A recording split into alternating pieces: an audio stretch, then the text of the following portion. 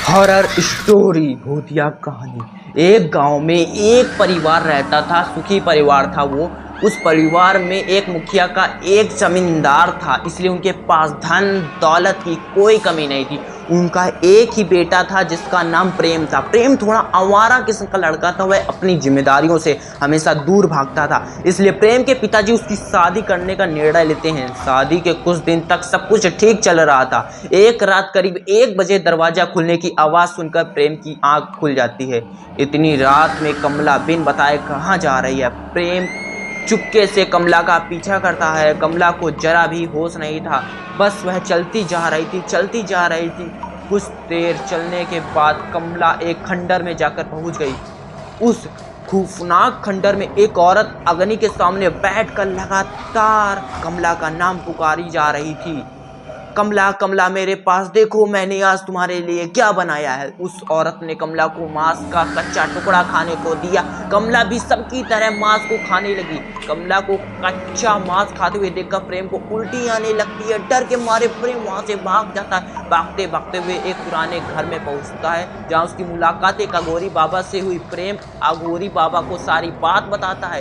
इसे अपने पास रखो, अघोरी बोलता है। जब तक वह बबूती तुम्हारे पास है, वह चुड़ैल तुम्हारा बाल विवाह का नहीं कर सकती है। बेटा ध्यान रहे, जब तक मैं वहां नहीं जाऊं मुझे शक मत होने देना। बाबा की बात सुनकर प्रेम वहां से घर के लिए निकल गया। घर पहुंचने के बाद उसने जैसे ही घर में कदम रखा तो देखा कि कमला सामने ही खड़ी थी। वो लगातार प्रेम की तरफ घूरे जा रही थी। तुम सो नहीं सके अभी तक? आपके बिना मैं कैसे सो सकती हूँ? इतनी रात में कहाँ चले गए थे आप? वो बाहर कुत्ते जोर से भौंक रहे थे, पैरों में काफी मिट्टी लगी हुई है।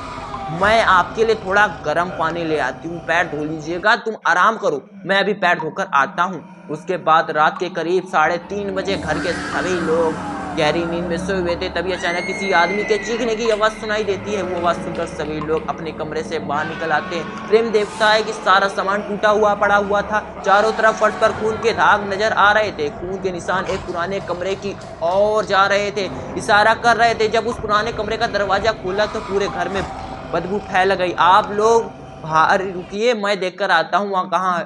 वो वहां पर जाता है, वो देखता है लाशों का ढेर लगा हुआ था। उसी ढेर में एक लाश प्रेम के पिताजी की थी। पिताजी पिताजी होश में आइए, पिताजी पिताजी, जिसने भी आपका यह हाल किया है मैं उसे जिंदा नहीं छोड़ूंगा।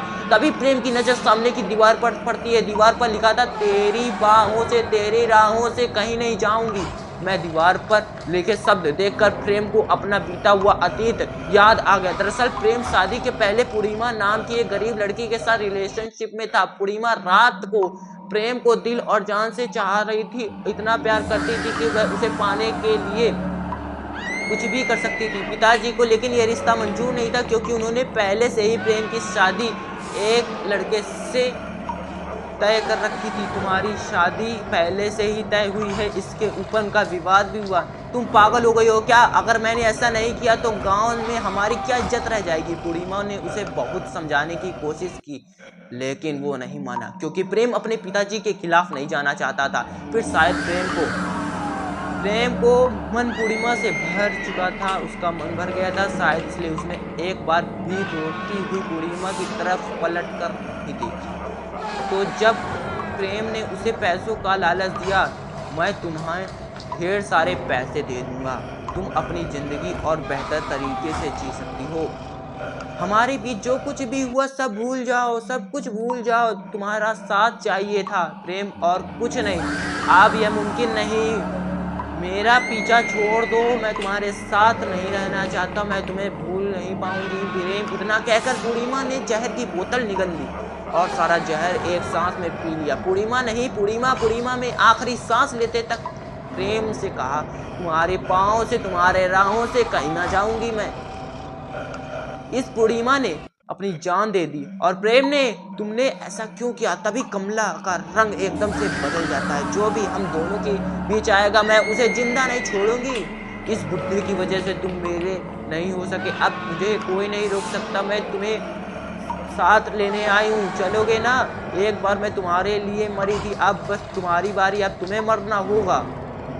मैं उस वक्त मजबूर थी, मुझे छोड़ दो, तुम सिर्फ मेरे हो, मैं तुम्हें अपने साथ लेकर ही रहूंगी। प्रेम दर्द से तड़प रहा था, बस कुछ ही पल में उसकी जान जाने वाली थी। तभी अघोरी बाबा आकर प्रेम को बचा लेते हैं। ये अघोरी है, अघोरी मैं तुझे भी मार डालूंगी, चले जाओ यहाँ से। बात क्यों आई है, क्यों बता, क्यों आई है? यहाँ मुझे बदला चाहिए, किसी को नहीं छोड़ूंगी। इस घर में इस इंसान को मार डालूंगी। अघोरी बाबा कमला के ऊपर जल छिड़कते हैं और उसे बाहर, पूर्णिमा उसकी आत्मा बाहर निकल जाती है। बाबा ने उसको मंत्रों से बांध लिया। कुछ पल के लिए पूर्णिमा की आत्मा शांत हो गई, जोर से रोने लगी। तुमसे बहुत प्यार करती हूँ प्रेम, मुझे बचा लो, मुझे माफ कर दो। पूर्णिमा, मैं तुम्हारे साथ बहुत बुरा किया, तू अगर मेरा नहीं हो सकता तो किसी का नहीं हो सकता। गौरी बाबा ने पूर्णिमा को तुरंत जलाकर राख कर डाला। किस्मत अच्छी थी इसलिए प्रेम की जान बच गई। अघोरी बाबा ने पूर्णिमा की आत्मा को मुक्ति प्रदान की और अपनी राह पर चल पड़े। तुमने मेरी बच्ची के साथ अच्छा नहीं किया, तुम्हें जीने का कोई नहीं होगा, तुम नहीं जी सकते। पूर्णिमा की आत्मा को शक्तिहीन कर दिया। अब पूर्णिमा बस एक बेबस आत्मा थी। पूर्णिमा की माँ को, जो खुद काले जादू की विद्या में निपुण थी, उसने सोच लिया कि वह पूर्णिमा की मौत का बदला लेकर रहेगी। इसलिए पूर्णिमा की माँ ने शमशान की शैतानी शक्तियों से कड़ी साधना की और इतनी शक्ति हासिल कर ली कि जब उसे कोई हरा नहीं सका। अपनी बेटी की आत्मा को वापस शक्तिशाली बनाने के लिए उसे एक बलि की जरूरत थी। बलि की तलाश के लिए वह बाहर भटकती रही। प्रेम चौधरी के घर की ओर निकल जाती है। प्रेम, इंतजार पूरा हुआ, अब बारी है मेरी बेटी के इंतकाम की। पूर्णिमा तू जरूर वापस आएगी। इसके बाद पूर्णिमा की माँ अपना मकसद पूरा करने के लिए प्रेम चौधरी के घर के बाहर भीख मांगने लगी। बेटा थोड़ा पानी दे दो, या लीज माँ जी पानी।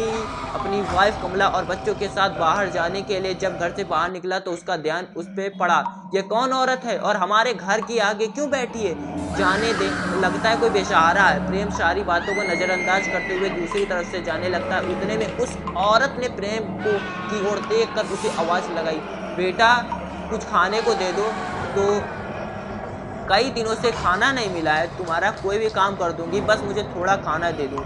यह सुनकर प्रेम थोड़ा सा भावुक हो गया। कमला, जरा माँ जी वो कुछ खाने के लिए दे दो, मेरे लिए इतना ही काफी है। प्रेम और कमला को लगा कि वह बूढ़ी औरत सच में जरूरतमंद है और उन्होंने बिना झिझक हामी भर दी और उसको खाने को दे दिया। उस दिन से वे बूढ़ी औरत प्रेम और कमला के घर में रहने लगी और घर के सभी छोटे मोटे काम करने लगी। धीरे धीरे कमला को उस बूढ़ी औरत पर विश्वास होने लगा। अम्मा, आप थोड़ी देर गुड़िया का ख्याल रखेंगी क्या? मैं जरा सा दुकान जाकर आती हूँ। क्यों नहीं बेटा, गुड़िया को मुझे दे दो। कमला बच्ची को गुड़िया को सौंप कर चली गई। वो गुड़िया बच्ची को ऐसे देख रही थी जैसे उसका खून पी जाएगी। विचार था उसे कि कोई चला जाए, तेरी जिंदगी बस कुछ ही दिनों की है। तभी अंदर से प्रेम आता है और वह यह बात सुन लेता है। ये क्या बोल रही है अम्मा? अरे आओ आओ बेटा, बेटा आओ। मैं यह बोल रही हूँ कि मेरी जिंदगी अब बस कुछ ही दिनों की रह गई है। पता बाद में बच्चे के साथ खेलने का मौका मिले या ना मिले, तूने इस बुढ़िया का सहारा लाकर बहुत अच्छा काम किया है। तू इसका मैं एहसान कभी नहीं भूल पाऊंगी। भला हो तेरा, भला हो बेटा। प्रेम को कुछ अटपटा सा लगा। उसे यकीन था कि उसने कुछ और सुना था। खैर, उसने इस बात को अनदेखा किया। अब अवसर कमला अपनी बच्चे को अम्मा के पास ही छोड़कर जाया करती थी, पर जब भी वह वापस लौटती थी तो बच्ची जोर जोर से रो रही होती थी। इतना रो रही होती थी कि उसके चुप होने में 2 घंटे लग जाते थे। चुप कराने में उन्हें हर जगह अपनी माँ चाहिए होती थी। बेटी और क्यों ना हो, एक माँ ही माँ होती है जो अपने बच्चों का ख्याल रखती है और जरूरत पड़ने पर अपने बच्चों के लिए किसी का खून भी कर सकती है। क्या मतलब? कुछ नहीं बेटा। इतना कहकर वो बूढ़ी औरत वहां से चली जाती है। उसके बाद करीब आधी रात को जब अचानक प्रेम नींद से जागा तो उसे लगा जैसे कोई औरत उनके पास बैठकर उन्हें बुला रही है। कौन कौन है यहाँ? प्रेम ने तुरंत लाइट ऑन की, लेकिन आसपास कोई नजर नहीं आया। प्रेम की आवाज से कमला भी नींद में आंख खुल गई। क्या हुआ? आप इतने परेशान क्यों दिख रहे हैं? इतनी रात में किसे ढूंढ रहे हैं? अभी अभी यहाँ कोई था, कोई तो हम पर नजर रख रहा है। कौन है? यहाँ तो कोई नहीं है, हम और तुम हैं और इधर तो कोई भी नहीं है। आपका वहम हो सकता है और यहाँ पर कोई भी नहीं है। सुबह जब अम्मा घर पर नहीं थी तब प्रेम अम्मा के कमरे में गया और उनका सामान जांचने लगा। सामान में बस कपड़े और चादर ही थी। बस एक चीज अलग थी, वह एक हड्डी। ये हड्डी इनके पास कहाँ से आ गई? कहीं यह कोई जादू टोना करने वाली तो नहीं? प्रेम ने झट से वह हड्डी अपने जेब में रख ली और अपने कमरे में चला गया। और शमशान में प्रेम फिर से अघोरी बाबा के पास गया। बाबा, मुझे यह हड्डी मेरे घर से काम करने वाली एक बूढ़ी औरत की पोटली से मिली है। वो औरत कुछ अजीब सी लग रही है, क्या आप बता सकते हैं कि यह क्या है? अघोरी ने हड्डी अपने हाथ में रखी और आंख बंद करके तुरंत वह हड्डी जमीन पर फेंक दी। यह वही आत्मा है जिसको मैंने खत्म कर दिया था, पर यह वापस हमें बचा लीजिए बाबा ने, वो हम सबको मार डालेगी। अघोरी ने आसमान की ओर देखा और कहा, बहुत देर हो गई बेटा, तुम्हारे परिवार को अब स्वयं भगवान ही बचा सकते हैं। आज अमावस्या है, पूरी शक्तियां बहुत ज्यादा शक्तिशाली होती हैं, कहीं उसने पूर्णिमा की आत्मा को जिंदा न कर लिया हो। पर यह कैसे मुमकिन है? क्या आत्मा मरने के बाद वापस जिंदा हो सकती है? मूर्ख, बस शरीर मरता है, आत्मा कभी नहीं मरती। वह जरूर पूर्णिमा की आत्मा को वापस जिंदा करेगी, तुम देख लेना। अब तुम्हारे सिर्फ भगवान का सहारा है, भगवान ही तुमको बचा सकते हैं, किसी और के शरीर में डालने वाली है। जल्दी चल, तेरा परिवार बहुत बड़े संकट में है। जब प्रेम अघोरी को लेकर घर पहुंचा तो उसने देखा पूरे घर में अंधेरा छाया हुआ था और पूरे घर में मंत्रों की आवाजें गूंज रही थी। दोनों अंदर गए तो देखा कि एक अग्नि के पास वो बुढ़िया कुछ मंत्र पढ़ रही है और कमला अपनी बच्ची के साथ उस बूढ़ी के सामने बैठी हुई है। शमशान काली, मेरी बलि स्वीकार कर, मेरी बेटी की आत्मा को शक्ति दे। रुक जा पापन, तो आ गया तो तुझसे पुराना हिसाब बाकी है। तूने ही मेरी बेटी को मारा था ना, अब देख मैं अपनी बेटी को उसकी शक्तियां लौटा रही हूँ। मेरी बेटी वापस आने वाली है। पूर्णिमा, यहाँ आओ, मेरे पास आओ, मेरे पास आओ। मेरे रहते ऐसा कुछ नहीं होगा, मुझे रोक नहीं सकता तांत्रिक। अघोरी ने कुछ मंत्र जाप किया और मंत्रों से उस बुढ़िया की शक्तियों को खंडन करना चाहा। एक रस्सी बनाकर पूर्णिमा की मां को रोकने की कोशिश की, लेकिन वो जुआ जोर जोर से हंसने लगी, हंसती गई। अरे मूर्ख अघोरी, तू मुझे नहीं पकड़ सकता। झट से रस्सी तोड़ दी। मैं तुझसे कई ज्यादा शक्तिशाली हूँ अघोरी, ये मेरे वर्षों की तपस्या का फल है। मेरी शमशान काली मेरी साथ नहीं छोड़ेगी। अघोरी ने बहुत कोशिश की पर बूढ़ी औरत की शक्तियां प्रचंड थी। उसकी शक्तियां इतनी भयंकर थी जिससे वो अघोरी भी उसका सामना नहीं कर पा रहा था। शक्तियों के सामने उसकी शक्तियां कमजोर पड़ गई। प्रेम चौधरी, तेरी वजह से मेरी बच्ची ने अपनी जान दे दी थी ना, अब रे बेटी से भी ज्यादा देर जिंदा नहीं रहेगा तू। इसका गला काट दे, तेरे हाथों में सपने वाली हूँ।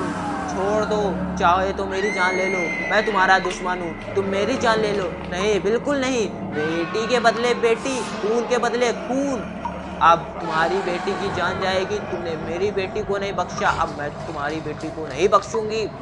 हे देवी माँ, ये अनर्थ होने से रोक लीजिए, ऐसा उस अघोरे ने बोला। हे माँ देवी, अनर्थ होने से रोक लीजिए, आपकी शक्तियों से यह पापन एक मासूम बच्ची की बलि दे रही है, ऐसा अनर्थ मत होने दीजिए। देवी माँ, मेरी शमशान काली तेरी बात नहीं सुनेगी, ऐसा बुढ़िया ने बोला। मैंने शमशान काली की सिद्धि हासिल की है, तेरा अंत निश्चित है पापन। अघोरी बाबा ने मंत्रों का जाप करते हुए उस बुढ़िया पर हमला कर दिया। बस इतना ही दम तेरे तांत्रिक, अब तू मेरे वार से बचकर दिखा। बूढ़ी औरत ने अपनी शक्तियों से तांत्रिक को अधमरा कर दिया। आप तुझे मारूंगी। उसके बाद इस प्रेम चौधरी को, उसके बाद उसने एक बड़ा सा संदूक बनाया और उसको उठाया और तांत्रिक की गर्दन पर रख दिया। यह मंजर देखकर प्रेम सहम गया। वह तांत्रिक का गला चीरने ही वाला था कि तभी चीरने से पहले तभी एक आवाज ने उस बुढ़िया को रोक लिया। मैं वापस आ गई, इन सबको मौत में अपने खुद हाथों से दूंगी। पहले मैं इस बच्ची को मारूंगी, इस बच्ची की बलि में दूंगी। बूढ़ी माँ, मेरी बात, बेटी को छोड़ दो। बूढ़ी माँ, मेरी बेटी को छोड़ दो प्लीज। बूढ़ी माँ, तुझे इस बच्ची से बहुत प्यार है ना, अब तो इसकी बलि देनी ही होगी। बेटियां, इस कन्या की बलि देकर शमशान की देवी को खुश कर दे। अम्मा ने वो पूरा करना चाहा। कमला के हाथ में थमाया, आज एक अपनी बेटी की बलि देगी। अम्मा बहुत उत्सुकता से देख रही थी। बलि दे, बलि दे, बदली दे, बलि बेटी नहीं। बूढ़ी माँ, प्लीज ऐसा मत करो, ऐसा मत करो, प्लीज ऐसा मत करो। वो चीखती रही, पर तभी कमला ने उस बुढ़िया की गर्दन पर घुमा दिया। उसके गले से खून बहने लगा और बुढ़िया वहीं ढेर हो गई और बुढ़िया का अंत हो गया।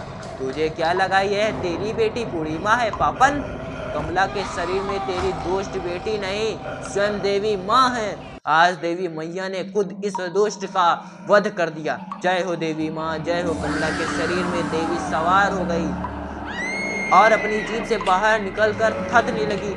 अपनी माँ, आपने इस मासूम बच्ची की रक्षा की, आपका बहुत बहुत धन्यवाद। जय देवी माँ, जय देवी माँ। अघोरी और प्रेम ने देवी माँ को हाथ जोड़कर नमन किया। उसके बाद कुछ ही देर में कमला को होश आ गया। उसने अपनी बेटी को गले लगाया और रोने लगी। अब पूर्णिमा की आत्मा कभी वापस नहीं आएगी, क्योंकि उसका पूरी तरह से अंत हो चुका है। प्रेम और कमला ने अघोरी का आशीर्वाद लिया और अघोरी बाबा अपने जंगल की ओर चले गए। उस दिन के बाद प्रेम और कमला वापस एक साधारण जीवन जीने लगे। मुजफ्फरनगर में नीलम नाम की एक लड़की रहती थी। नीलम पढ़ाई लिखाई में बहुत होशियार थी। कुछ दिनों में उसका ग्रेजुएट कंप्लीट होने वाला था, इसलिए वो रोज शाम से पहले क्लास में जाती थी, रोज समय से क्लास में जाती थी।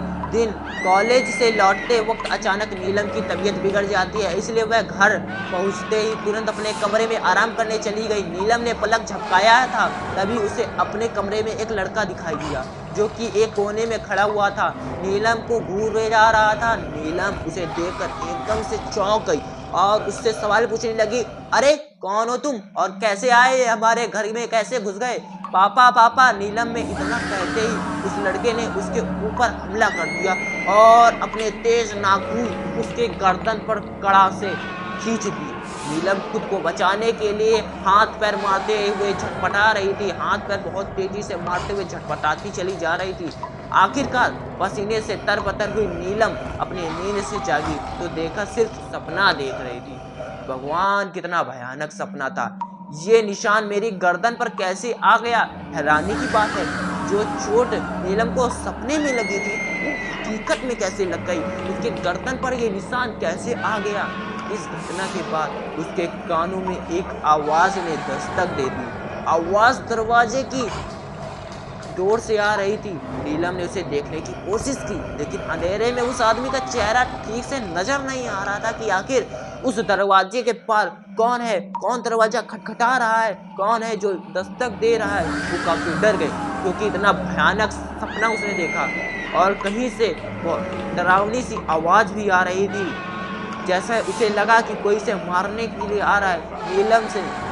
नीलम ने चेहरा ठीक से उसे नजर नहीं आ रहा था कि आखिर कौन है। नीलम से दूर से ही हिम्मत जुटाकर उसकी ओर देखने की कोशिश की और देखते हुए पूछा, कौन है, कौन है, कौन है?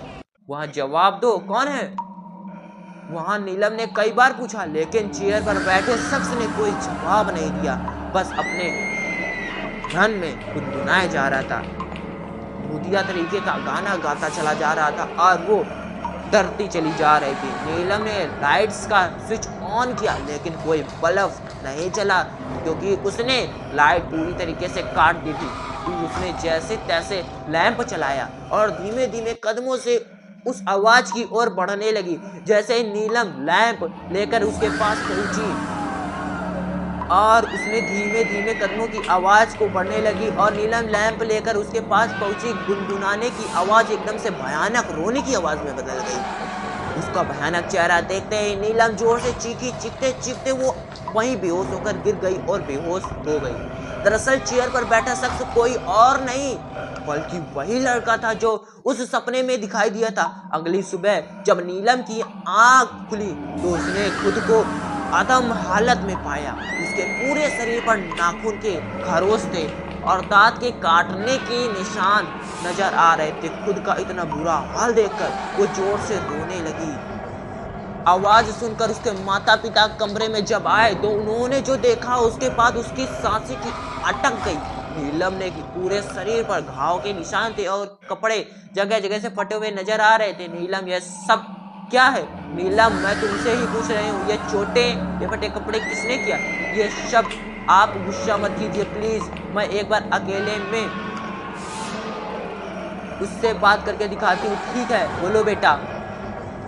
अब तो तुम्हारे पापा भी आने हैं, तुम मुझे पूरी बात खुलकर बता सकती हो, कैसे हुआ यह सब? तुम रात को कहाँ गई थी? नीलम ने अपनी माँ को बीते हुए उस भूतिया कहानी के बारे में जवाब दिया। उसके मुंह में सिर्फ एक ही लफ्ज निकला, मैं कई दिनों से भूखा हूँ, मुझे किचन से मछली के कच्चे मांस की महक आ रही है, क्या मैं एक मछली खाऊं? मम्मी जी, नीलम की बदली हुई आवाज सुनकर पल भर के लिए विशेष रश्मि की रूह कांप गई। इतना कहकर नीलम रसोई की तरफ भागती गई, बहुत तेजी से रफ्तार से वो भागी। उसके बाद मिसेस रश्मि अपने हस्बैंड अशोक को सारी बातें बताते हुए कहती है, मुझे लगता है हमें नीलम को किसी तांत्रिक या बाबा को दिखाना चाहिए, क्योंकि अभी भी मैंने खुद महसूस किया जो मुझसे बात कर रहा था वो नीलम नहीं, कोई और था। तुम ठीक कहती हो, दवा के साथ साथ दुआ भी जरूरी है। सुबह ही हम नीलम को किसी अच्छे तांत्रिक के पास ले जाएंगे और तांत्रिक के पास लेकर जाएंगे। नीलम के माता पिता इतना कहकर आराम करने चले गए। इसके बाद तकरीबन रात के 1:30 बजे नीलम के कमरे से किसी के बात करने की आवाज आ रही थी, जबकि कमरे में वह अकेली थी। फिर इतनी रात को वह किससे बात कर रही थी? छोड़ दो मुझे, मैंने तुम्हारा क्या बिगाड़ा? मैंने मना किया था ना, फिर तू दूसरे लड़के से क्यों बात करती थी? क्या किसी से बात करेगी? बोल बोल बोल ना, माफ कर दो मुझे, माफ कर दो। तुझे आज के बाद किसी से बात नहीं करनी, बात करना तुम छोड़ दो, वरना मैं तुम्हें मार दूंगा, मैं तुम्हें नहीं छोड़ूंगा। और वो कहती रही, मुझे छोड़ दो, अब तुम मेरी है, तूने खुद चुना मुझे, तुझे तो मैं अपने साथ ही लेकर जाऊंगा। और वो बुढ़िया इंसान जोर जोर से हंसने लगा, बहुत तेज से हंसने लगा। नीलम की आवाज सुनकर उसके माता पिता दौड़ते हुए उसके कमरे में पहुंचे। नीलम को हवा में लटका दिया उस लड़के ने, और नीलम को हवा में लटकते हुए देखकर उनके माता पिता की आंखें फटी के फटी रह गईं। जल्दी गंगा जल लेकर जाओ। अशोक ने नीलम के ऊपर गंगा जल डालते हुए हनुमान जी चालीसा का पाठ पढ़ना स्टार्ट कर दिया, जिसके बाद नीलम एकदम से शांत हो गई। जय हनुमान ज्ञान गुण सागर, जय कपी सती हनुमान, जय गुजागर रामदूत तुलित बल रामांजन पुत्र पवन सुत नामा, महावीर विक्रम बजरंगी कुमति निवार सुमति के संगी। इतना करते करते इसके जन्मदिन पर मैं इससे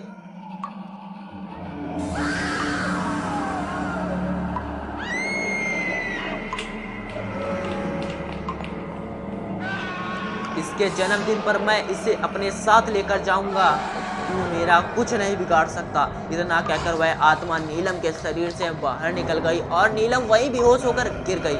नीलम के माता पिता बहुत ज्यादा डर चुके थे। नीलम बेटा, दूर है, मुझ में मेरे पास नहीं आना, तो मुझे मौत के बाद उतारने से बहुत ज़्यादा देर नहीं लगेगी। मैं तुझे चेतावनी दे रहा हूँ, छोड़ दो इस लड़की को। नहीं जाऊँगा, नहीं जाऊँगा, मैं यहीं रहूँगा, तू ऐसे नहीं जाएगा, तू ऐसे नहीं मानेगा। बोल कहाँ से आया है तू, बोल, तुझे जो करना है कर ले पंडित, मैं ऐसे साथ लेकर जाऊंगा। अच्छा तो तू है ऐसे नहीं मानने वाला, तुझे अभी सबक सिखाता हूँ, मार और मार, खत्म कर दे इसको, मेरा काम और आसान हो जाएगा। बालाजी के भक्त ने मंत्र पढ़ना शुरू किया, जिसके बाद वो दुष्ट आत्मा जोर जोर से चीखने लगी। नहीं, रुक जा, मैं कहता हूँ रुक जा, मत मारो मुझे, मत मारो मुझे, मत मारो, मुझे पता है किसने भेजा है तुझे, मेरी कोई गलती नहीं है, इसने खुद अपनी मौत को बुलावा दिया है, इसने खुद अपनी मौत को पुकारा है। क्या मतलब तेरा, तू क्या बोल रहा है, तुझे पता भी है वो क्यों बुलाएगी अपनी मौत को, क्यों बुलाएगी तुझे?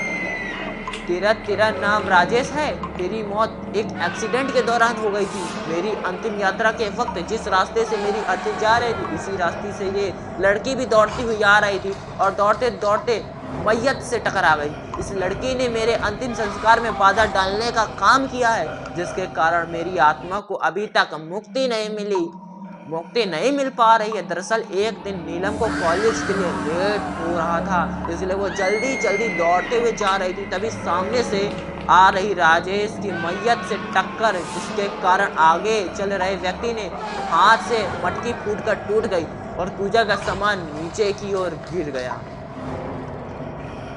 अब उसके पीछे, नीलम के पीछे वो लग गया। जो हुआ अनजाने में हुआ, उसने किसी की कोई गलती नहीं है, तुझे मुक्ति दिलाने में तेरी मदद करूंगा। ले इसी तरह की और कहानी सुनने के लिए हमारे चैनल को सब्सक्राइब करें, वीडियो को लाइक करें और बेल आइकन को दबाना बिल्कुल ना भूलें, ताकि हमारी वीडियो आप तक सबसे पहले पहुंचे। अब मिलते हैं ऐसे इंटरेस्टिंग नेक्स्ट वीडियो के साथ, तब तक के लिए जय हिंद, वंदे मातरम। मिलते हैं ऐसे डरावनी भूतिया हॉरर स्टोरी के साथ। जय हिंद, वंदे मातरम, बाय बाय।